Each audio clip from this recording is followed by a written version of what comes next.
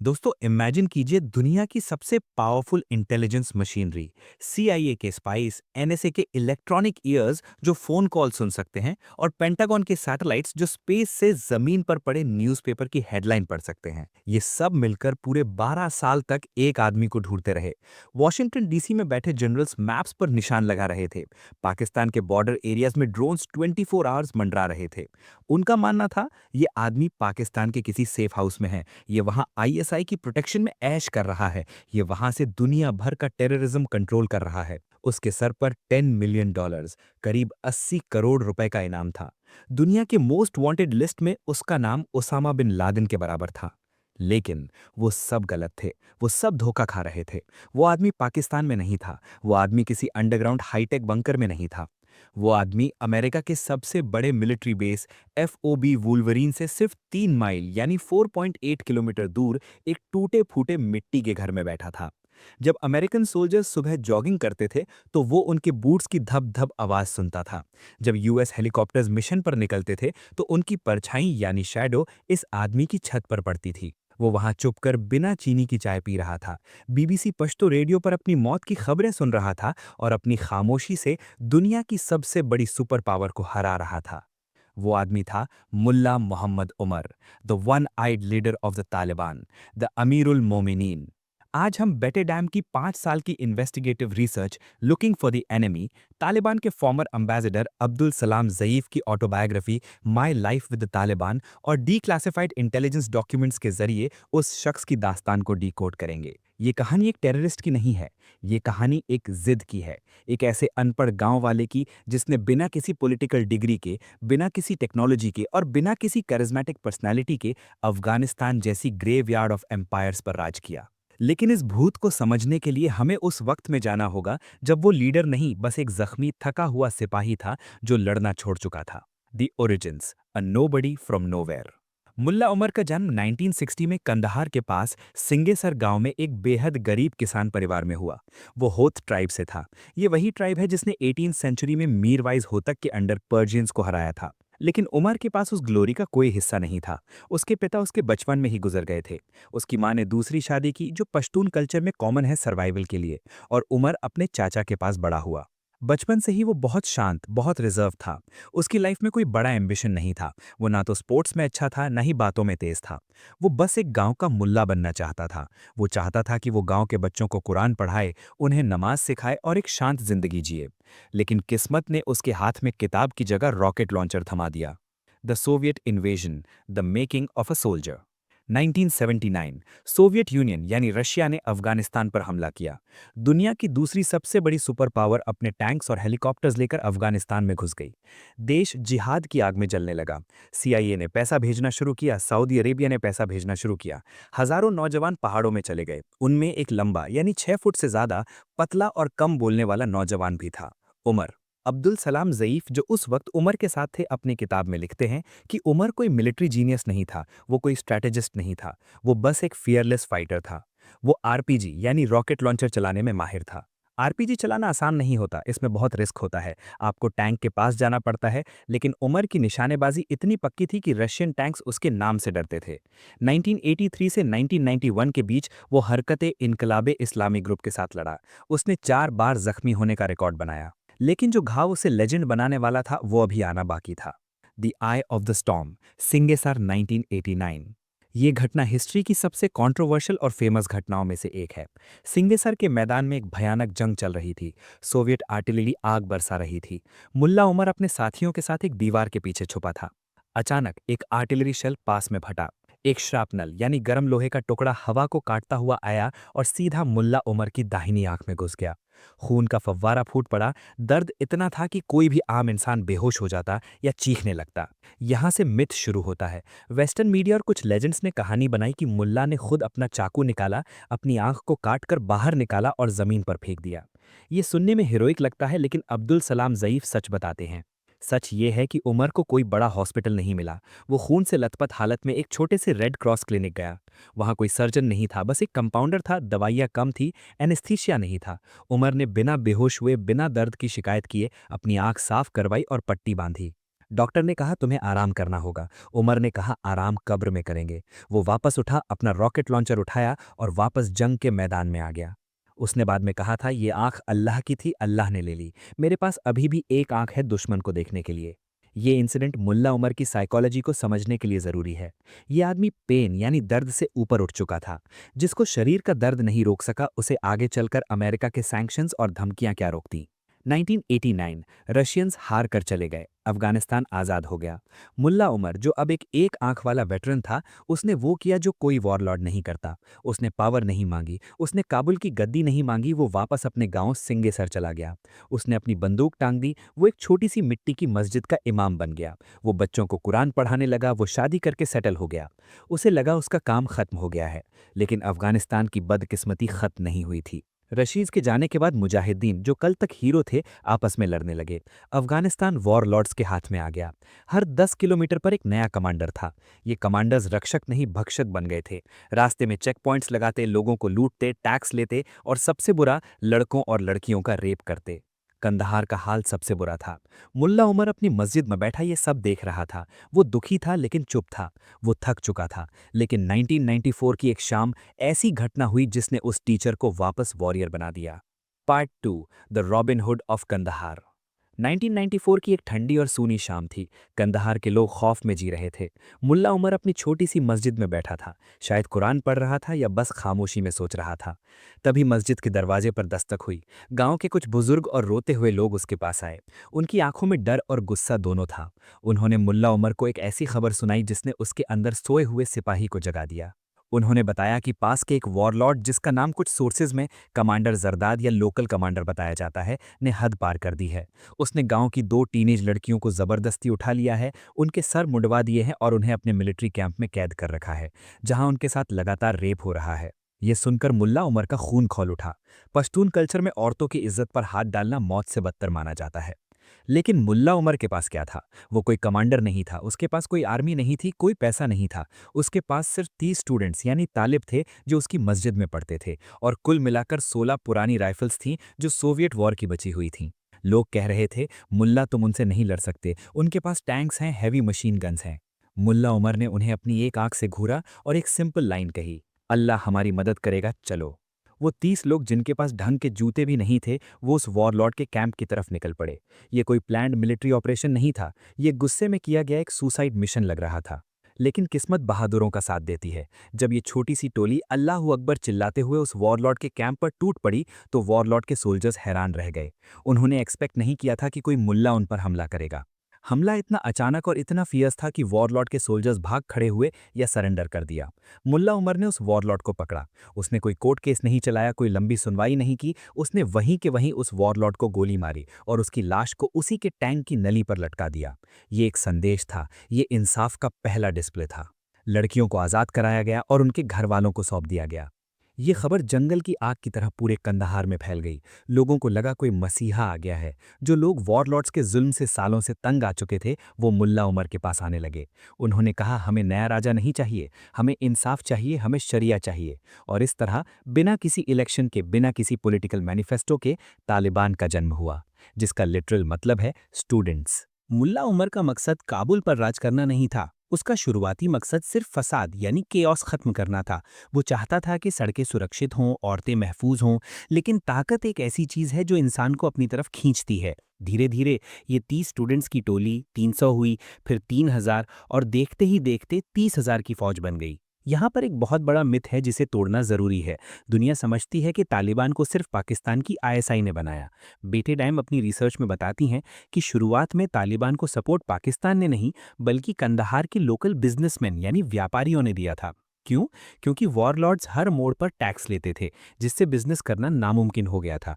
Businessman ने देखा कि मुल्ला उमर सड़कों को साफ कर रहा है, तो उन्होंने पैसा लगाना शुरू किया ताकि ट्रेड रूट खुल सके। पाकिस्तान की एंट्री बाद में हुई, जब आईएसआई ने देखा कि ये नया ग्रुप तेजी से पावरफुल हो रहा है और ये उनके स्ट्रेटेजिक इंटरेस्ट्स यानी trade route to central Asia के लिए अच्छा है।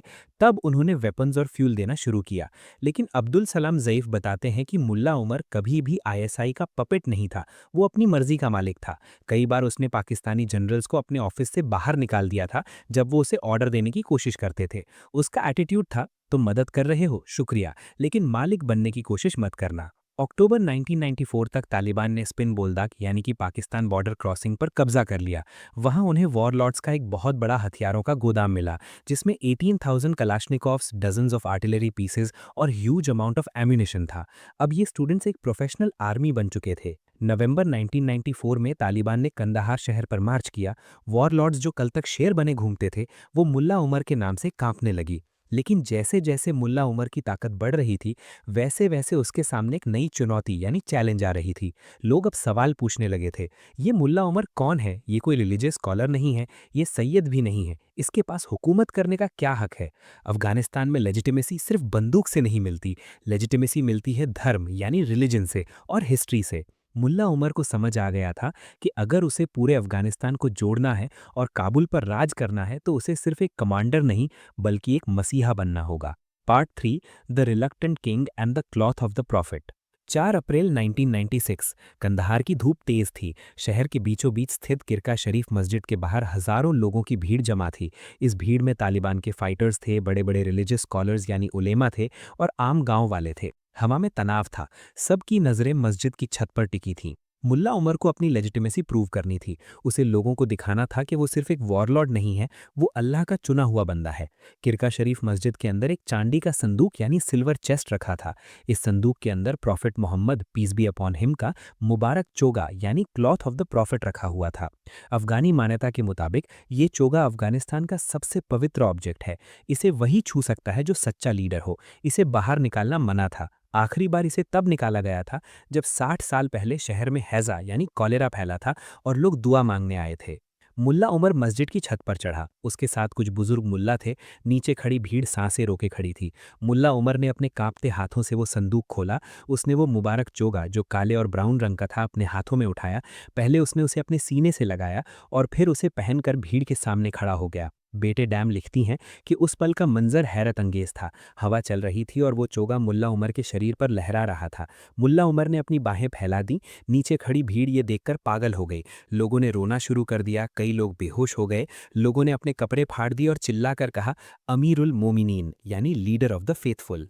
ये टाइटल अमीरुल मोमिनीन किसी प्रेसिडेंट या प्राइम मिनिस्टर से बड़ा था।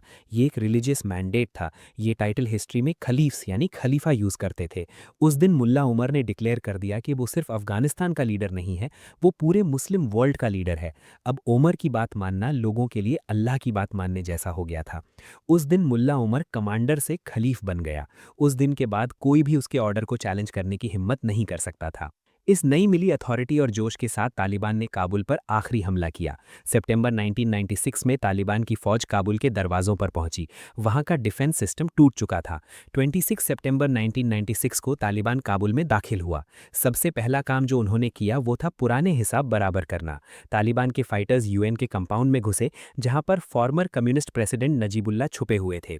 नजीबुल्लाह वही थे जिन्होंने सोवियत एरा में लोगों पर जुल्म किए थे। तालिबान ने उन्हें घसीट कर बाहर निकाला। उन्हें ब्रूटली मारा गया, उनके मुंह में पैसे ठूसे गए, ये दिखाने के लिए कि वो करप्ट थे, और उनकी लाश को उनके भाई के साथ काबुल के आरियाना स्क्वायर में ट्रैफिक लाइट के खंभे पर लटका दिया गया। अगली सुबह जब दुनिया जागी तो टीवी स्क्रीन्स पर नजीबुल्लाह की लटकती हुई लाश थी। सीएनएन और बीबीसी ने ब्रेकिंग न्यूज़ चलाई, the students have taken Kabul. Afghanistan अब मुल्ला उमर का था।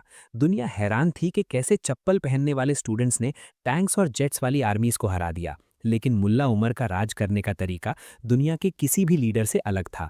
जब कोई नया राजा बनता है तो वो राजधानी जाता है, महल में रहता है। मुल्ला उमर ने काबुल जाने से मना कर दिया। उसने कहा काबुल करप्ट लोगों की जगह है, वहाँ की हवा में सियासत है। वो कंदहार वापस आ गया। उसने कंदहार के गवर्नर्स हाउस को अपना हेडक्वार्टर्स बनाया। अब्दुल सलाम ज़ैफ, जो उस वक्त तालिबान गवर्नमेंट में मिनिस्टर थे, डिस्क्राइब करते हैं कि उमर का ऑफिस कैसा था। वहाँ कोई फैंसी फर्नीचर नहीं था, एसी नहीं था, ज़मीन पर पुराने कालीन बिछे थे। मुल्ला उमर वहीं ज़मीन पर बैठता था, एक बड़ा तकिया लगाकर। उसके पास कोई फ़ोन नहीं था। अगर उसे काबुल में किसी मिनिस्टर से बात करनी होती तो वो एक पुराना वायरलेस सेट यानी वॉकी टॉकी यूज़ करता था। विदेशी डिप्लोमैट्स, यूएन के ऑफिशियल्स, यहाँ तक कि पाकिस्तान के जनरल्स जब उससे मिलने आते तो मुल्ला उमर उन्हें ज़मीन पर बिठाता।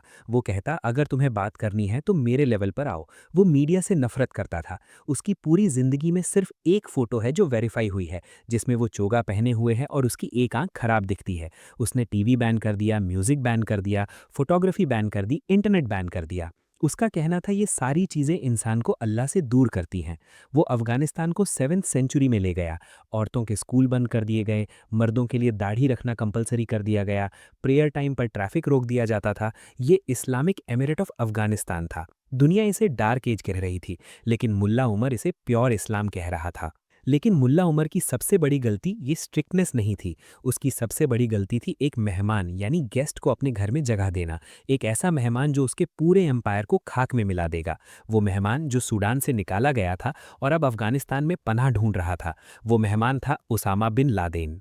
Part 4, the unwanted guest and the collapse. Western media और हॉलीवुड मूवीज में ये नैरेटिव चलता है कि मुल्ला उमर और Osama bin Laden best friends थे, ब्लड ब्रदर्स थे जो हर कदम साथ उठाते थे। लेकिन बेटे डैम की investigative book looking for the enemy और अब्दुल सलाम ज़ईफ़ की गवाही कुछ और ही तस्वीर दिखाती है। सच्चाई ये है कि मुल्ला उमर ओसामा से परेशान था। दोनों की पर्सनालिटी में ज़मीन आसमान का फ़र्क था। ओसामा एक अरब था, वेल्दी था, एजुकेटेड यानी इंजीनियर था और मीडिया सैवी था। मुल्ला उमर एक अनपढ़ गांव वाला पश्तून था जो पब्लिसिटी से नफरत करता था। जब ओसामा 1996 में अफगानिस्तान आया तो मुल्ला उमर ने उसे पनाह दी, लेकिन शर्तें लगाईं। मुल्ला उमर ने ओसामा से कहा, तुम यहाँ मेहमान बनकर रह सकते हो, लेकिन तुम अफगानिस्तान की ज़मीन से किसी दूसरे देश यानी अमेरिका या सऊदी अरेबिया पर हमला नहीं करोगे। तुम मीडिया में बयानबाजी नहीं करोगे। ओसामा ने हाँ कहा, लेकिन वो अपनी आदत से मजबूर था। ओसामा बार बार international media, CNN, Al Jazeera के रिपोर्टर्स को अपने गुफाओं में बुलाता, इंटरव्यूज देता और अमेरिका के खिलाफ जिहाद का ऐलान करता। हर बार जब ओसामा को स्टेटमेंट देता, दुनिया का प्रेशर तालिबान पर आता। सऊदी अरेबिया और पाकिस्तान मुल्ला उमर पर दबाव डालते कि ओसामा को चुप कराओ। मुल्ला उमर ने कई बार ओसामा को मैसेज भेजा, तुम यहाँ मेहमान हो, पश्तूनवाली कोड ऑफ ऑनर के तहत हमने तुम्हें पनाह दी है, इसका फायदा मत उठाओ, चुप रहो, मेरे मुल्क को खतरे में मत डालो। एक बार तो मुल्ला उमर इतना गुस्सा हुआ कि उसने भरी सभा में कहा, ये अरब हमें सिखाएगा कि इस्लाम क्या है। हमने रशियंस को हराया है, इसने क्या किया है। लेकिन मुल्ला उमर के हाथ पश्तून वाली से बंधे हुए थे। पश्तून कोड ऑफ ऑनर कहता है, अगर दुश्मन भी तुम्हारे घर पनाह शेल्टर मांगे और तुम उसे हाँ बोल दो तो उसे बचाना तुम्हारा फर्ज है, चाहे तुम्हारी जान चली जाए, चाहे तुम्हारा पूरा खानदान खत्म हो जाए। मुल्ला उमर ओसामा को अमेरिका के हाथ नहीं दे सकता था क्योंकि ये उसकी इज्जत का सवाल था। अगर वो ओसामा को हैंड ओवर कर देता तो पश्तून ट्राइब्स उसे गद्दार कहते। वो अपनी लेजिटिमेसी खो देता। ये एक पॉलिटिकल डिसीजन से ज़्यादा एक कल्चरल ट्रैप था। 1998 में अलकायदा ने केनिया और तंजानिया में यूएस एम्बेसीज पर बम हमले किए। अमेरिका ने जवाब में अफगानिस्तान पर क्रूज मिसाइल्स दागे। मुल्ला उमर गुस्से में था, लेकिन अब वो फंस चुका था। अमेरिका उस पर हमला कर चुका था, अब वो उसामा का साथ नहीं छोड़ सकता था। फिर आया 9 सितंबर 2001, तालिबान के लिए एक बड़ा दिन। नॉर्दर्न अलायंस के लीडर अहमद शाह मसूद, जो तालिबान का सबसे बड़ा दुश्मन था, उसे असासिनेट कर दिया गया। मुल्ला उमर को लगा अब उसका राज पूरे अफगानिस्तान पर होगा। वो खुश था, लेकिन उसे नहीं पता था कि 2 दिन बाद 11 सितंबर 2001 को दुनिया बदलने वाली है। जब ट्विन टावर्स गिरे, मुल्ला उमर को खबर मिली। वो शॉक में नहीं था, वो डिनाइल में था। उसे लगा ये कोई छोटी मोटी घटना है। उसे अंदाजा नहीं था कि अमेरिका का रिएक्शन क्या होगा। जब प्रेसिडेंट जॉर्ज डब्ल्यू बुश ने कहा, ओसामा हमें दो या वॉर के लिए तैयार हो जाओ, तो मुल्ला उमर ने मना कर दिया। उसने अमेरिका से कहा, सबूत दो, गिव मी एविडेंस। अगर ओसामा गुनहगार है तो हम उसे इस्लामिक कोर्ट में ट्राई करेंगे, अमेरिका के हाथ नहीं देंगे। अमेरिका ने कहा, there is no time for negotiations. Mullah Omar के एडवाइजर्स, यहाँ तक कि कुछ तालिबान मिनिस्टर्स ने भी प्राइवेट में कहा, अमीर ओसामा को निकाल देते हैं, हमारा राज बच जाएगा, अमेरिका हमें तबाह कर देगा। मुल्ला उमर ने अपनी सबसे हिस्टोरिक और फेटल लाइन कही, जो आज भी तालिबान की आइडियोलॉजी का कोर है, मैं इस्लाम को सत्ता के लिए नहीं बेचूंगा, मैं अपनी पश्तूनवाली नहीं बेचूंगा। अगर मैंने ओसामा को दिया तो हिस्ट्री मुझे गद्दार कहेगी। बुश ने हमें हार का वादा किया है और अल्लाह ने हमें जीत का। देखते हैं किसका वादा सच होता है। ये एरोगेंस नहीं था, ये कन्विक्शन थी। एक ऐसी कन्विक्शन जो लॉजिक से परे थी। मुल्ला उमर ने अमेरिका को नो बोल दिया और अमेरिका ने आसमान से आग बरसानी शुरू कर दी। अक्टूबर 7, 2001, ऑपरेशन एंड्यूरिंग फ्रीडम शुरू हुआ। B-52 बॉम्बर्स और टॉमाहॉक मिसाइल्स ने अफगानिस्तान के आसमान को काला कर दिया। कंधार, काबुल, जलालाबाद, हर जगह तबाही मच गई। तालिबान की पुरानी टैंक्स और आर्टिलरी मिनटों में स्क्रैप मेटल बन गई। जो तालिबान फाइटर्स जिहाद के लिए तैयार थे, उन्होंने देखा कि दुश्मन दिख ही नहीं रहा है, बस ऊपर से मौत बरस रही है। मुल्ला उमर कंधार में अपने कंपाउंड में था। पहली ही रात CIA के मिसाइल्स ने उसके घर को टारगेट किया। उसका 10 साल का बेटा मारा गया, उसका घर मलबा बन गया। मुल्ला उमर बाल बाल बचा। वो वहां से निकला और अलग अलग लोकेशंस पे छुपने लगा। नवंबर आते आते तालिबान टूट चुका था, काबुल गिर गया था, कंधार गिर गया था। हामिद कारज़ई जो बाद में प्रेसिडेंट बने, ट्राइबल लीडर्स के साथ मिलकर तालिबान को सरेंडर करने के लिए कह रहे थे। मुल्ला उमर ने रियलाइज़ किया कि कन्वेंशनल वॉर में वो अमेरिका से नहीं लड़ सकता। दिसंबर 2001 कंधार का सरेंडर फाइनल हुआ। मुल्ला उमर ने अपने फाइटर्स को ऑर्डर दिया, शहर छोड़ दो, पहाड़ों में जाओ, घर वापस जाओ, हम फिर लड़ेंगे। यहाँ पर एक लेजेंडरी सीन है जो हॉलीवुड मूवीज में गलत दिखाया जाता है। लोग सोचते हैं मुल्ला उमर किसी बड़े कॉन्वॉय में भागा होगा पाकिस्तान की तरफ आईएसआई की प्रोटेक्शन में। नहीं, बेटी डैम की इन्वेस्टिगेशन बताती है कि मुल्ला उमर ने अपने कुछ वफादार साथियों को अलविदा कहा, उसने अपना वही पुराना चोगा पहना और वो कंधार के गवर्नर हाउस से निकला। कैसे? किसी आर्मर्ड यूएसवी में नहीं, एक पुरानी होंडा मोटरसाइकिल पर। वो अकेले अंधेरे में रेगिस्तान की तरफ निकल गया। दुनिया की सबसे बड़ी सुपर पावर, जिसके पास सैटेलाइट्स थे जो स्पेस से कार की नंबर प्लेट पढ़ सकते थे, वो उसे ढूंढती रह गई। अमेरिका ने सोचा वो पाकिस्तान भाग गया है, अमेरिका ने सोचा वो क्वेटा में है, लेकिन मुल्ला उमर ने बॉर्डर क्रॉस नहीं किया। वो अपने देश में ही रुका। और वो कहाँ गया, ये जानना अमेरिका के लिए 12 साल तक नामुमकिन रहा। Part 5, the hermit next door, the shocking revelation. Mullah Omar गायब हो चुका था। अमेरिका ने पूरे अफगानिस्तान को छान मारा। ड्रोन, स्पाई, सैटेलाइट सब फेल हो गए। सीआईए की रिपोर्ट्स कहती रहीं कि वो पाकिस्तान के कराची या क्वेटा शहर में है, जहां आईएसआई उसे प्रोटेक्ट कर रही है। ये नैरेटिव 12 साल तक चलता रहा।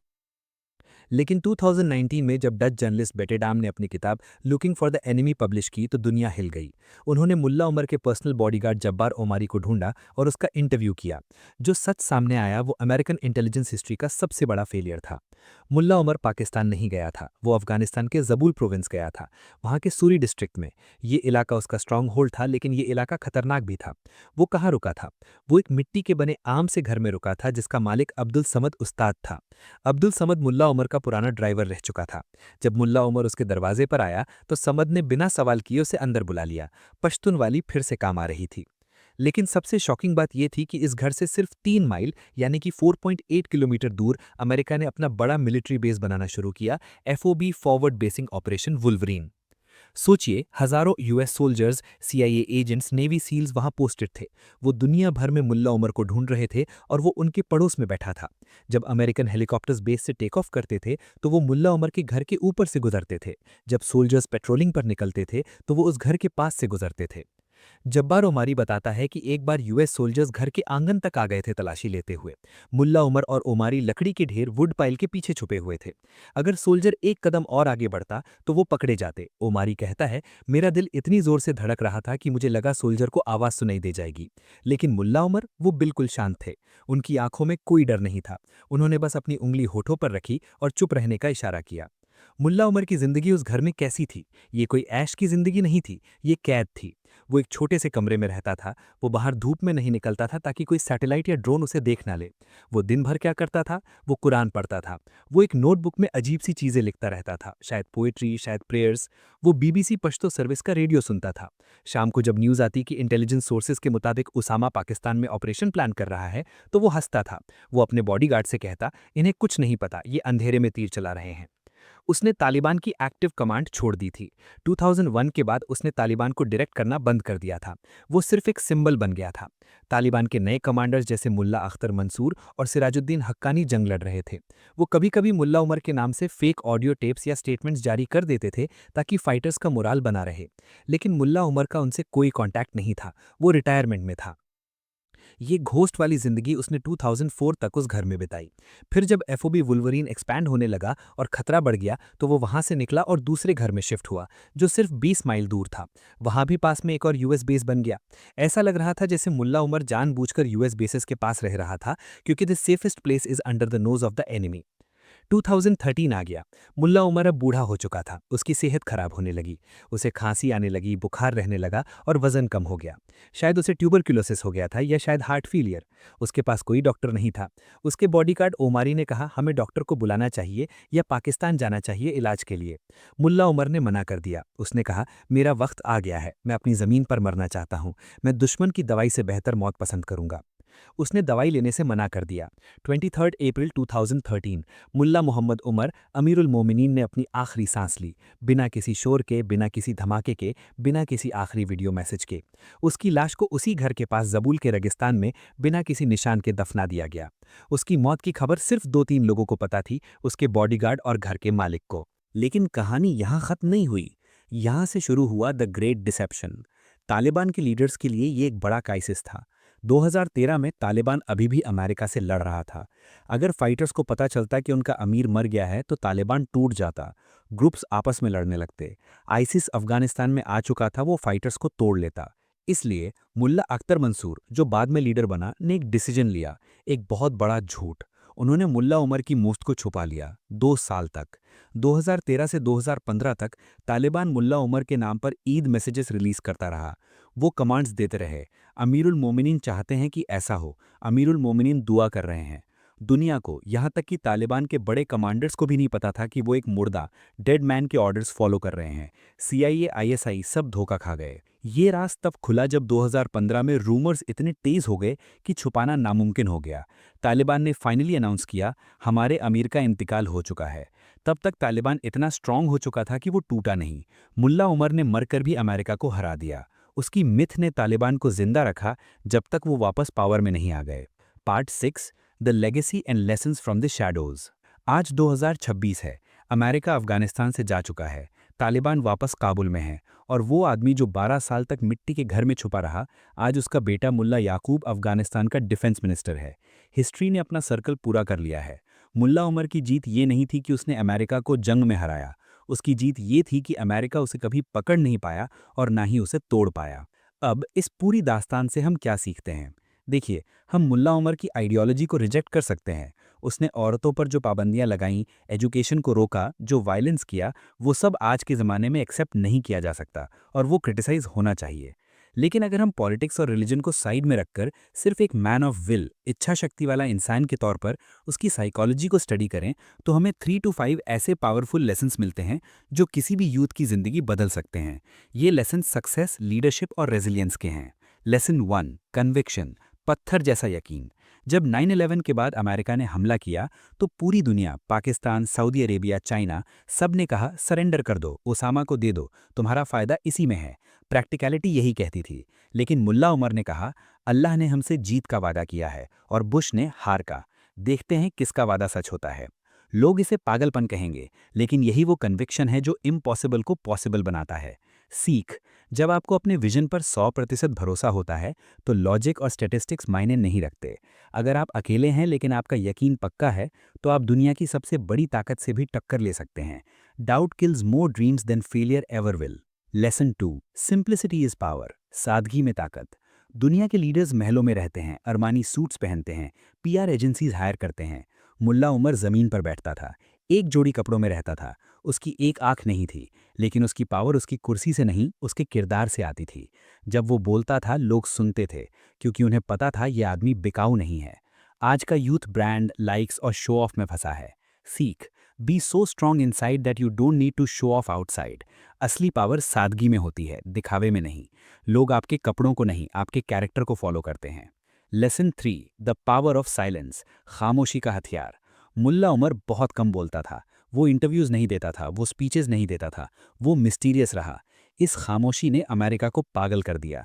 अमेरिका को समझ ही नहीं आता था कि दुश्मन क्या सोच रहा है। वो प्रिडिक्टेबल नहीं था। आज हम अपनी एनर्जी बोलने में, आर्ग्यूमेंट्स में और सोशल मीडिया कमेंट्स में वेस्ट करते हैं।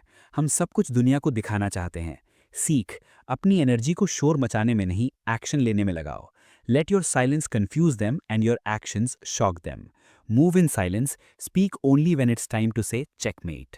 लेसन 4, लॉयल्टी टू कोड, उसूल की कीमत। उसने ओसामा को नहीं दिया, अपना राज्य खो दिया। क्यों? क्योंकि उसके लिए उसका वचन, पश्तून वाली उसकी गद्दी से बड़ा था। वो चाहता तो डील कर लेता, आज भी दुबई में किसी पैलेस में होता, लेकिन उसने जिल्लत की जिंदगी से बेहतर इज्जत की मौत या स्ट्रगल चुनी। सीख, स्टैंड फॉर समथिंग और you will fall for anything. अपने उसूलों पर डटे रहो, चाहे नुकसान कितना भी बड़ा क्यों ना हो। लॉन्ग टर्म में इज्जत उसी की होती है जो बिकता नहीं है। मुल्ला उमर एक एनिग्मा था, एक पहेली था, एक ऐसा सवाल जिसका जवाब CIA आज तक ढूंढ रही है। वो हमें सिखाता है कि बड़ी ताकतें हथियारों से नहीं, विल पावर से हराई जाती हैं। उसने 3 मील दूर बैठकर अमेरिका को हरा दिया, सिर्फ इसलिए क्योंकि उसने कभी हार मानी ही नहीं। अगर आपको ये deep dive documentary style story पसंद आई और आप चाहते हैं कि हम ऐसे ही इतिहास के दबे हुए पन्नों को खोलते रहें, तो इस चैनल को सब्सक्राइब करें। हम अगली वीडियो में किसी और लेजेंड की कहानी लेकर आएंगे। Keep learning, keep growing. जय हिंद।